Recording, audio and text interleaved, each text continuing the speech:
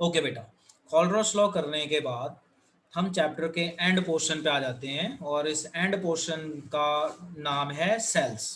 अब सेल दो तरह के होते हैं, primary cell and secondary cell. अब जरा ध्यान से समझना जो मैं समझा रहा हूँ, क्या मैं बता रहा हूँ, just try to understand.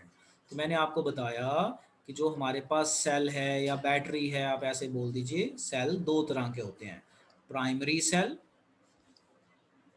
Primary cell, और एक होता है सेकेंडरी सेल। ऐसे ही 2 डिग्री 1 डिग्री लिख देते हैं, ज़्यादा आसान है। Primary cell and secondary cell. Primary cell होता है यूज एंड थ्रो, जिसको हम रिचार्ज नहीं कर सकते, यूज एंड थ्रो। यूज किया फेंक दिया, जैसे हमारे घड़ी के सेल हैं, है ना, रिस्ट वॉच, यूज किया फेंक दिया, या रिमोट के सेल हैं, यूज किया फेंक दिया। सेकेंडरी सेल होते हैं जिसे हम बार बार रिचार्ज कर सकते हैं, this is called rechargeable cell. Rechargeable cell जिनको हम बार बार रिचार्ज कर सकते हैं, रिचार्जेबल सेल्स। तो रिचार्जेबल सेल में कौन सा आ जाएगा, आपके फोन वाला सेल, घर में लगे हुए इन्वर्टर, है ना, ये सब चीजें। खिलौने भी आते हैं जिसमें रिचार्जेबल सेल डले होते हैं। तो आपको बताया कि सेल दो तरह के होते हैं, primary cell and secondary cell. Primary cell होता है which can be used and thrown, एक बार यूज किया उसके बाद उसको रिवर्स नहीं कर सकते। सेकेंडरी सेल होता है जिसे हम बार बार रिचार्ज करके यूज कर सकते हैं काफी दिनों के लिए, बट ये भी कुछ टाइम के बाद खराब हो जाते हैं क्योंकि रिचार्ज करते रहने से रिवर्स रिएक्शन होती है। तो एक टाइम ऐसा आता है कि रिवर्स रिएक्शन पूरी तरह से हो नहीं पाती। तो खैर, तो प्राइमरी सेल सेकेंडरी सेल ये बहुत सिंपल डेफिनेशंस हैं, इसको कोई पूछता भी नहीं है। अब हम प्राइमरी सेल में सबसे पहला सेल करने जा रहे हैं जिसे हम कहते हैं ड्राई सेल और Leclanche cell, after the name of scientist. तो जो हम अपने घरों में पेंसिल सेल यूज करते हैं, जो अपने रिमोट में डालते हैं, टीवी रिमोट, वॉल क्लॉक में, एसी रिमोट में, ये सेल्स डलते हैं। तो इस सेल को अगर हम कट कर दें, इस तरह से वर्टिकली कट कर दें, तो कट करेंगे तो हमें इस तरह की एक आउटर कवरिंग नजर आएगी। ये आउटर कवरिंग जिंक मेटल की बनी होती है, जिसे हम कहते हैं जिंक बॉक्स, और इसे कहते हैं एनोड। और बीच में एक ये रॉड आएगी ब्लैक कलर की नजर, तो अगर आप देखेंगे तो बीच में एक ब्लैक कलर की रॉड नजर आएगी विच इज कार्बन, ये कार्बन रॉड है। और ये कैथोड बिहेव करता है, तो ये पॉजिटिव टर्मिनल होता है, ये इसका नेगेटिव टर्मिनल होता है।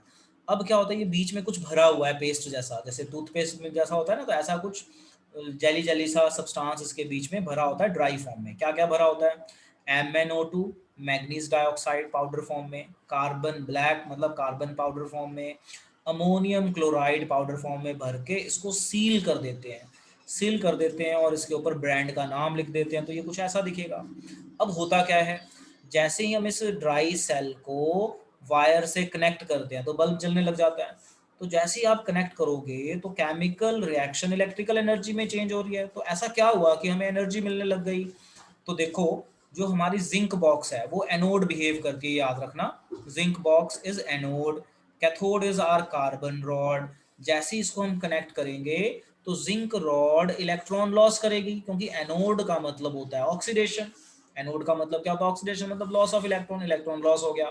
कैथोड का मतलब होता है gain of electron.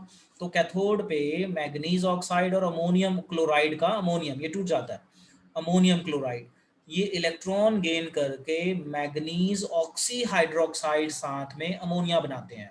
Manganese hydroxy, manganese oxy hydroxide and ammonia बनाएंगे। तो इस प्रोसेस में इलेक्ट्रॉन फ्लो करेगा and we will get voltage. तो जो हमारा ड्राई सेल यूज होता है, इस ड्राई सेल की जो वोल्टेज है ये 1.5 वोल्ट होती है। तो जो इससे हमें ईएमएफ मिलती है या जो हमें पोटेंशियल डिफरेंस मिलता है, ये मिलता है 1.5 वोल्ट का। कीप इन माइंड, अब ये रिएक्शंस आप याद कीजिए, ये सारा नोट कर लीजिए, वेरी वेरी इंपॉर्टेंट।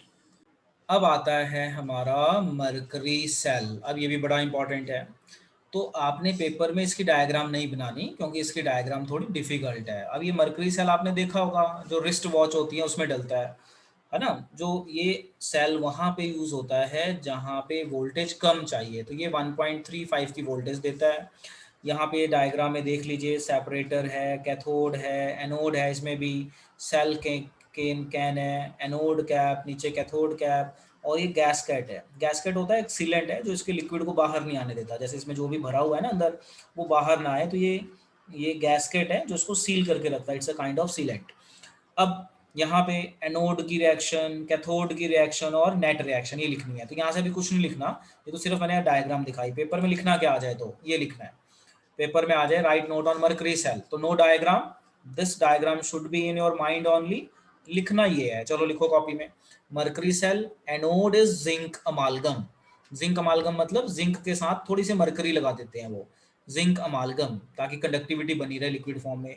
कैथोड में HgO है, मर्करी ऑक्साइड, लिक्विड फॉर्म में होता है ये, और साथ में इलेक्ट्रोलाइट होता है KOH या फिर जिंक ऑक्साइड।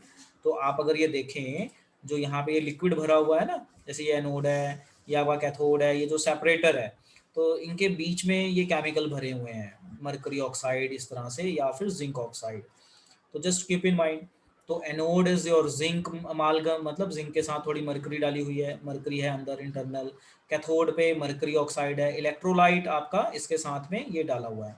फिर जब इसकी रिएक्शन होएगी तो क्या होगा, थोड़ा सा याद करने वाला, रट्टा मारने वाला है, एनोड पे लॉस ऑफ इलेक्ट्रॉन होगा, मतलब ऑक्सीडेशन। तो जो हमारी जिंक मरकरी है, तो जिंक रिएक्ट करेगा अब, क्योंकि मरकरी तो छोटा सा इसके साथ में है, बट रिएक्शन जिंक की होएगी। तो जिंक और OH, ये OH कहाँ से मिलेगा, ये KOH से, ये जो KOH है ना, यहाँ से OH मिल जाएगा। ये OH इसके साथ ऑक्सीडाइज कर देगा, तो इसको बनाएगा जिंक ऑक्साइड, और वाटर में कन्वर्ट कर देगा, और 2 इलेक्ट्रॉन लॉस हो जाएंगे। देखो ध्यान से, ये याद रखने वाला है। उसके बाद कैथोड पे क्या होगा, जो हमारा मर्करी ऑक्साइड था वो इस वाटर से कंबाइन करेगा और 2 इलेक्ट्रॉन गेन करेगा, कैथोड मतलब गेन ऑफ इलेक्ट्रॉन, और मर्करी और 2 OH बनेगा। अब हम इसको क्या करते हैं, इसको और इसको ऐड कर लेंगे और बोलेंगे ओवरऑल रिएक्शन।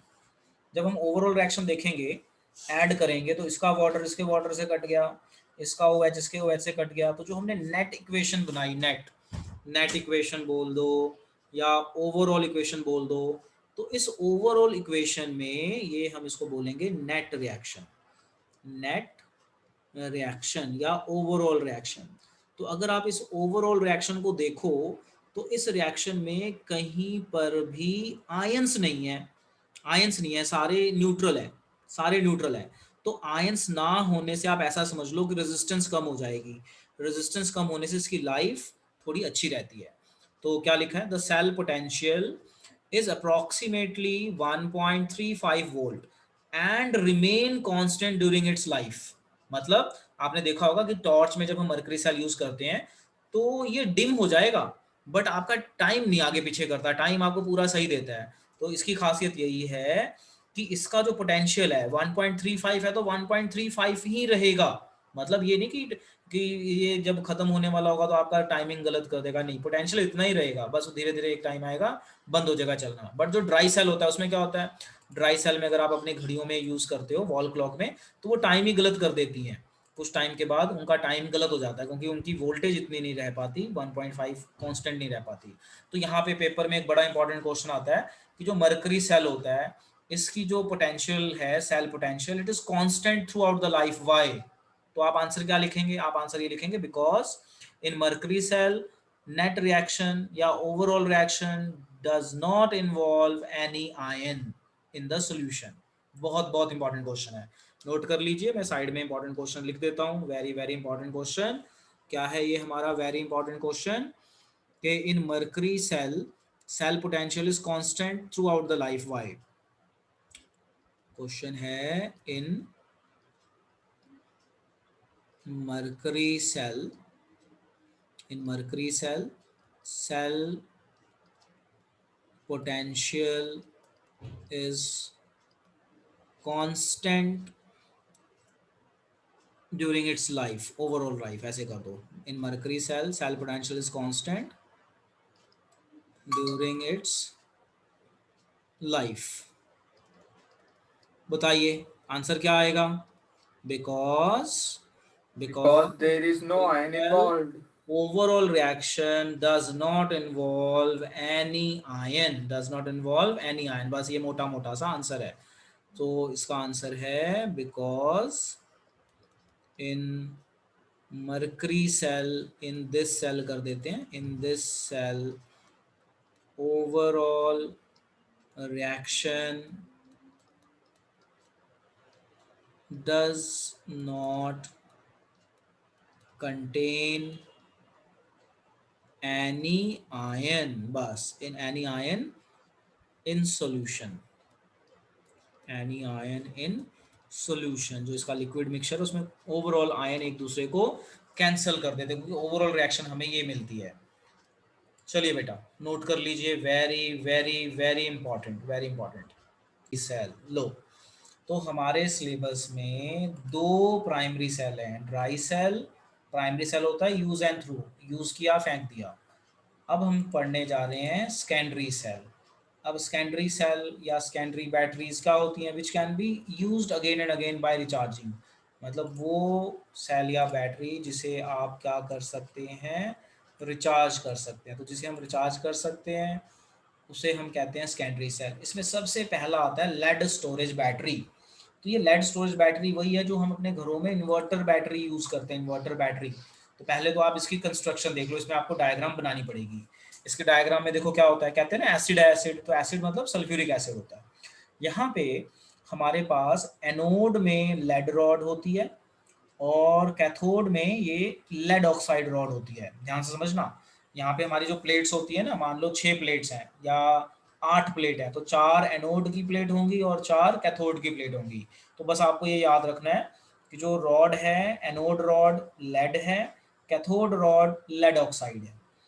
तो और जिस पानी में इसको डिप करते हैं तो वो आपका है 38% H2SO4, मतलब एसिड एंड वाटर का मिक्सचर।